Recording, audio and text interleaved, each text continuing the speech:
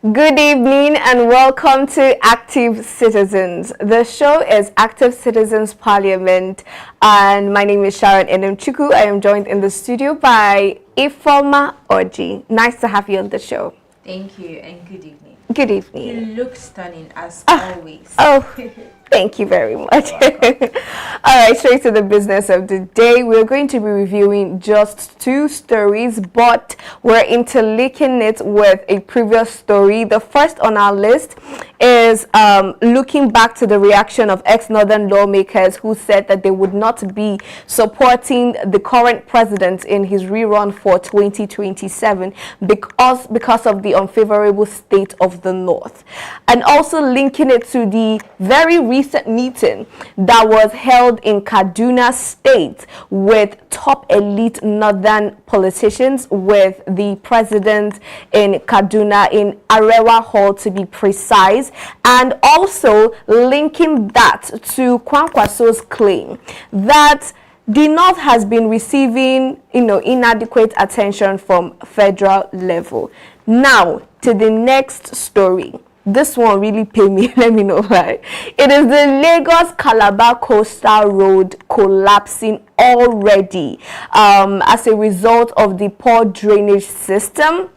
And I think this is really, really touching, and we have to touch on it ASAP. But these are the stories that we'll be reviewing. Let's take it from the top. Looking at the reaction of ex-Northern lawmakers who previously have come out to say that they will not be supporting the president because of the current state in the North, and now this meeting. Do you think that the swift response of our president is commendable, or is this a desperate attempt to ensure his rerun for the 2027 elections? Okay, I actually think that this is a political strategy for 2027, obviously.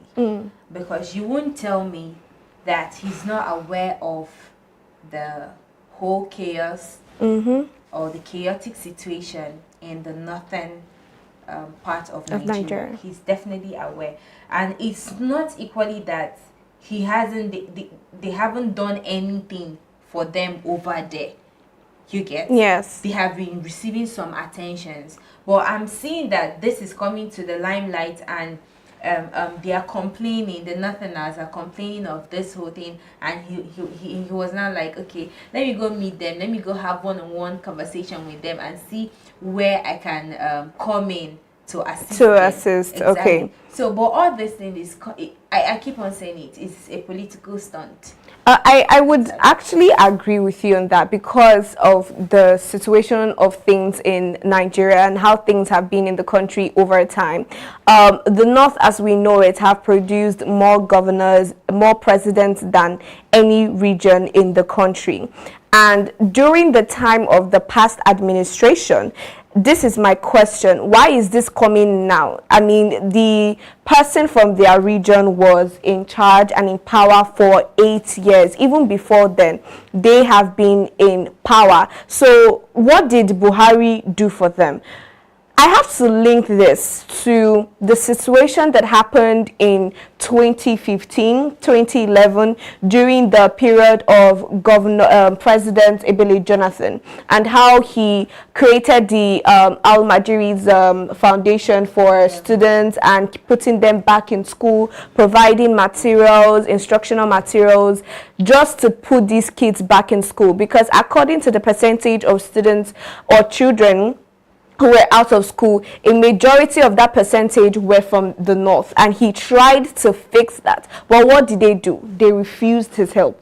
They said they wanted nothing to do with what he was offering, and that's on one side. Now in 2025, they are coming out to say that they feel marginalized. The North are coming out to say that they feel marginalized and they feel like they've not been getting enough federal attention. And I just think that this is, although it's interesting and it's encouraged, I feel like they're coming from a a self-centered standpoint. They are only thinking about the good of the North and what this means for the North. They are not generally thinking about, oh, everybody's well-being, let everybody be fully represented, the North, the South, the East. I don't think they have that in mind. But I think another ironic situation that happened concerning the meeting was that on the very first day of that meeting, 30 to 40 villagers were killed in Zamfara state. On the very first day the meeting was held, because it was a 2-day meeting, and it's just ironic that the people that are supposed to be in that meeting were being killed. The people that they were supposed to represent, the northern politicians were supposed to represent, were being killed. So now my question is, did they bring up this situation during that meeting? Did they bring up the state of insecurity in their region and in their state during this meeting? What agreements did they come to? And is there a possibility that Tinubu has somehow managed to get the North back on his side for 2027? What do you think? Okay, let me start from the part you mentioned, something like the good luck actually brought forth free education for Amajiris and children who were out of schools. Now, then, and even now, it's not like the people in the North are not ready for development. Most of them are ready for development, but the people who govern them, the people who lead them, are not ready for development. That is number one. And then coming to the second thing that you mentioned about them mentioning the killing. The 30 to 40 villagers that were killed. Yes, the killing that particular day. I think it was mentioned.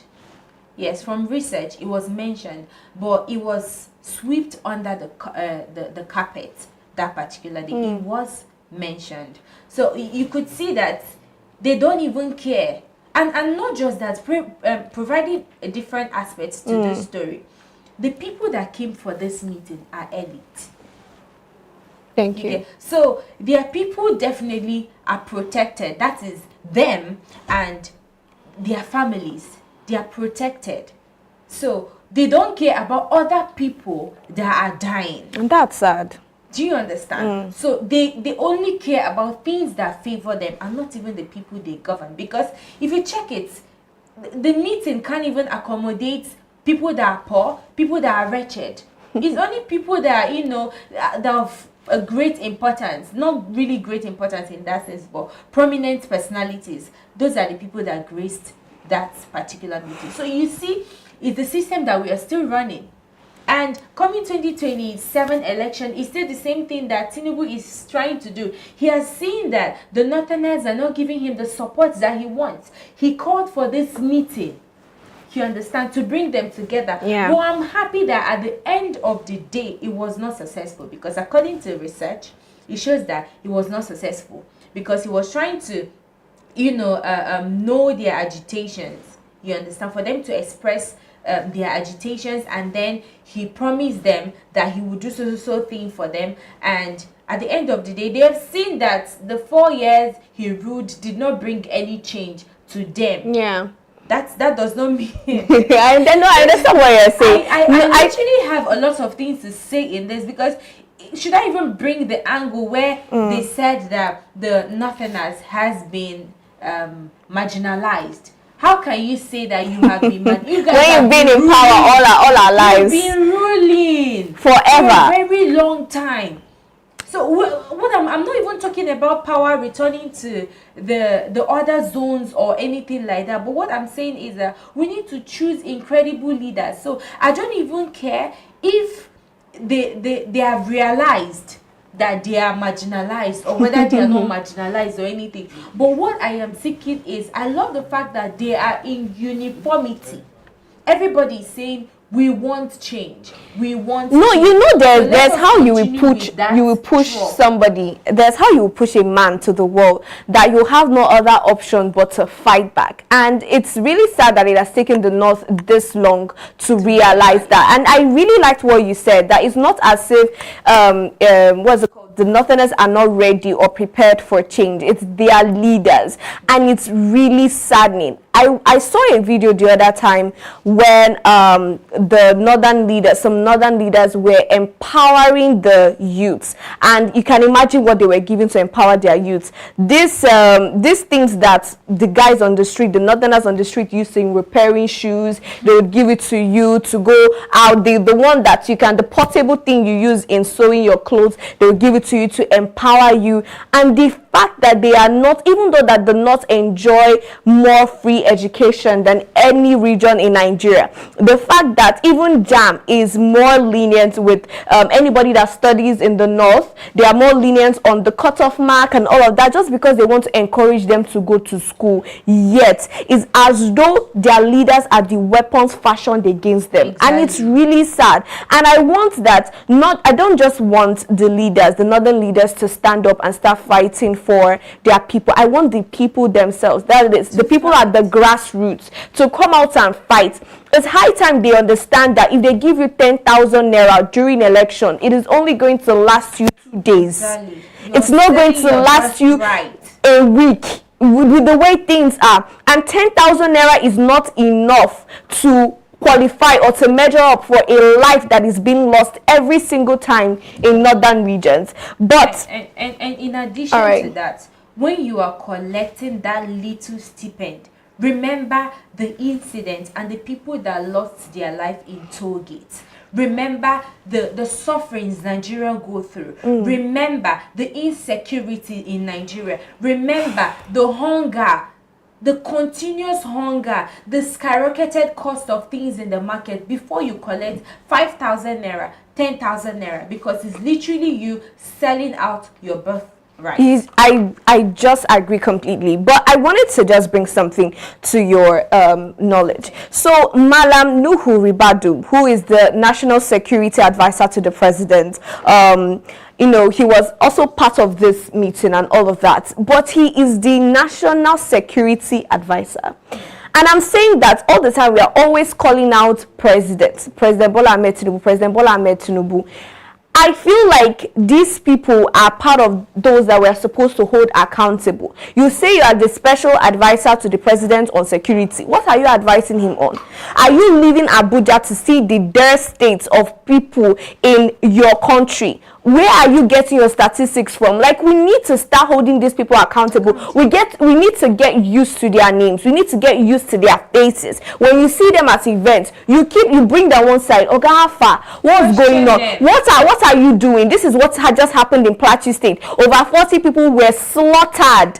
5 women were abducted in the same Zamfara state. What are you advising the president? Because you are the president's ears and eyes. He can't possibly be everywhere at the same time, right? Okay, you now that you are the advisor, what are you advising? I don't know if this is just my personal sentiment though, but I just wanted to ask you, do you think that it is solely the responsibility of the president to ensure these things, especially security, is put in check? In every system there should be something like division of labor. And division of labor is where you get to divide roles.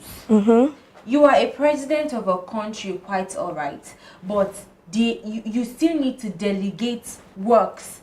You understand? You can't literally do everything yourself. You understand? You need ideas, you need people, you need manpower. You get to achieve all those things that you maybe probably mentioned in your manifesto.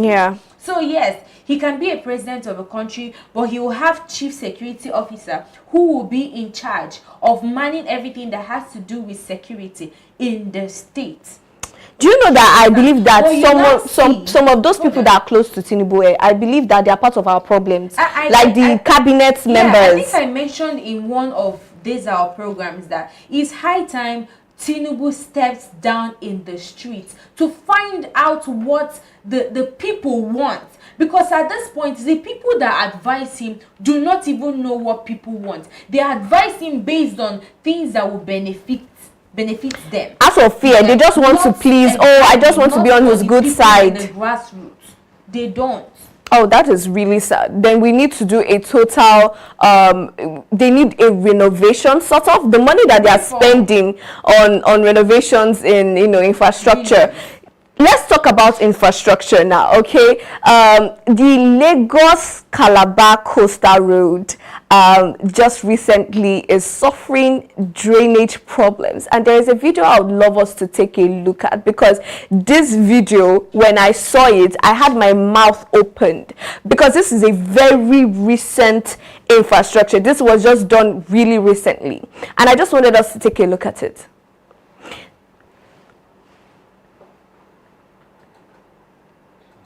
This is not the only place we have this. We have this on several parts of the road.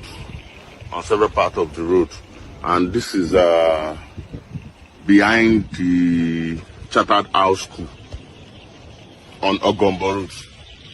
Aja, very close to landmark estate Meridian Boulevard. I hope you can see this.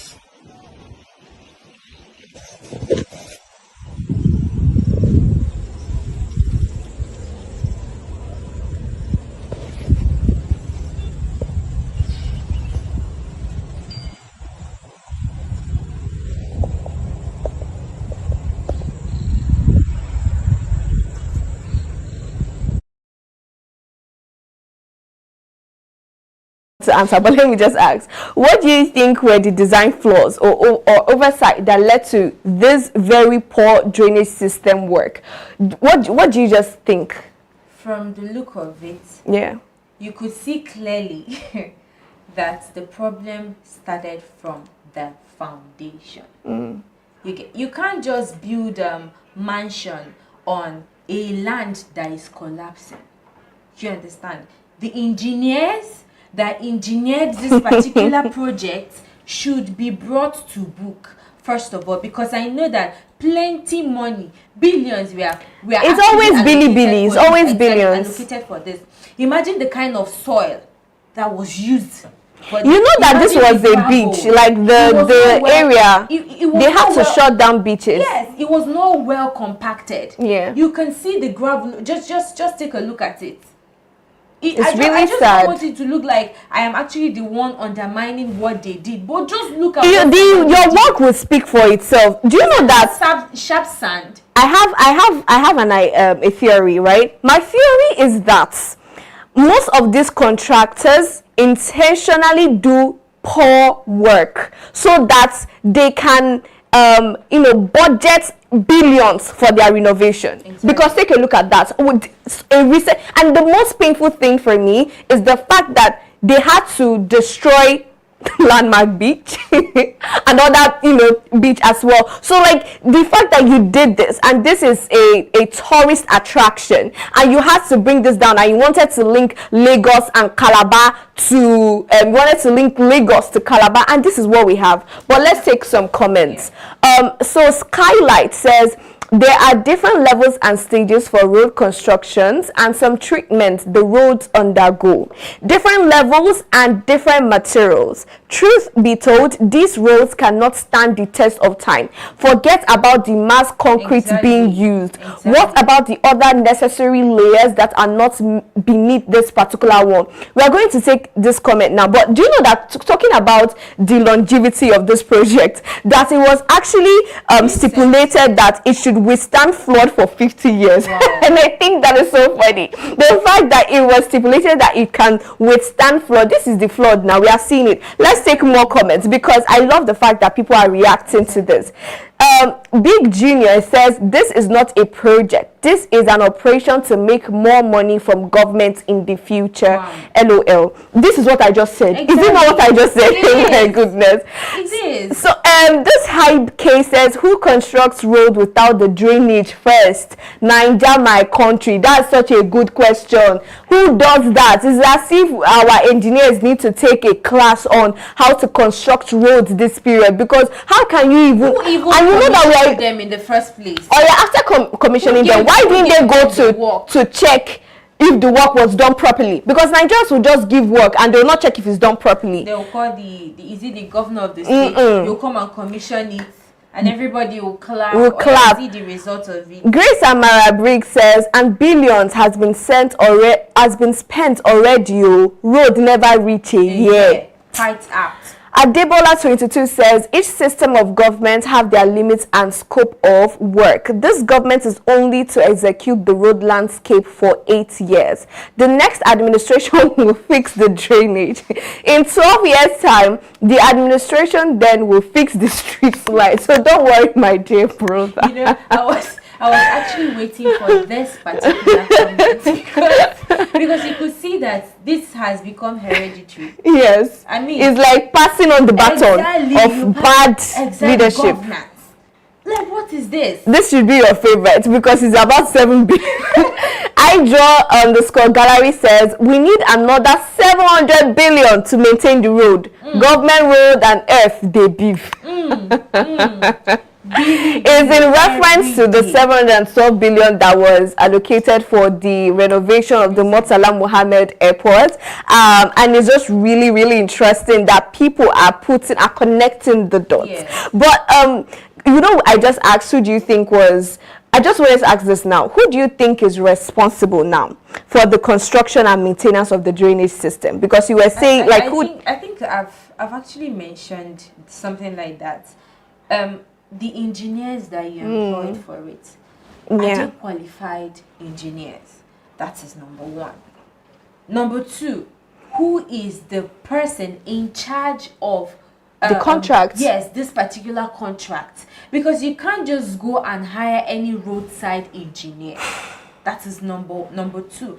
And then, which system was set to actually investigate the outcome of the work? Not even the work. Before they started this, who was the person that investigated this, made the research? Are these people doing the right thing? Are these people using the right materials? Who are those persons? At this point, we need to bring them and flog them properly. What steps do you think can be taken to prevent similar drainage issues in the future? It is very simple. You can't, just like I said earlier, you can't hire a roadside engineer.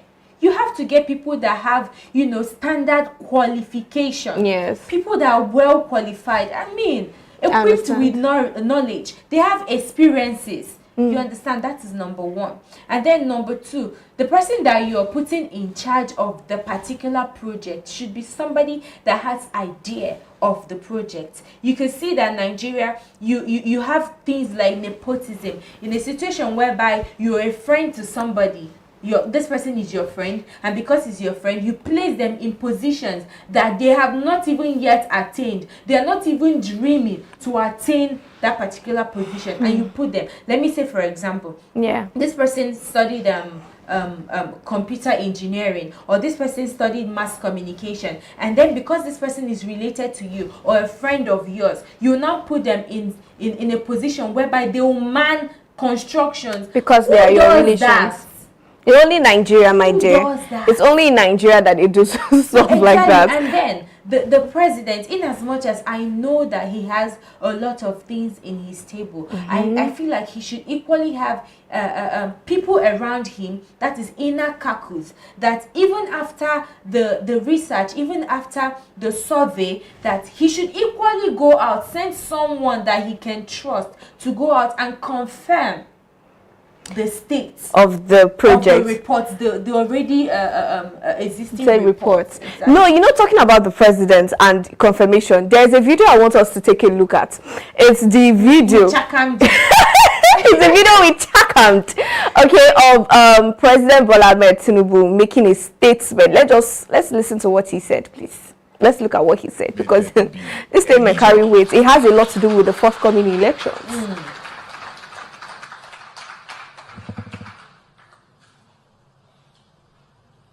A promise made will be a promise kept. If I couldn't keep the promise and I come back for second term, don't vote for me. That's the truth. Unless I give you adequate reasons why I couldn't deliver.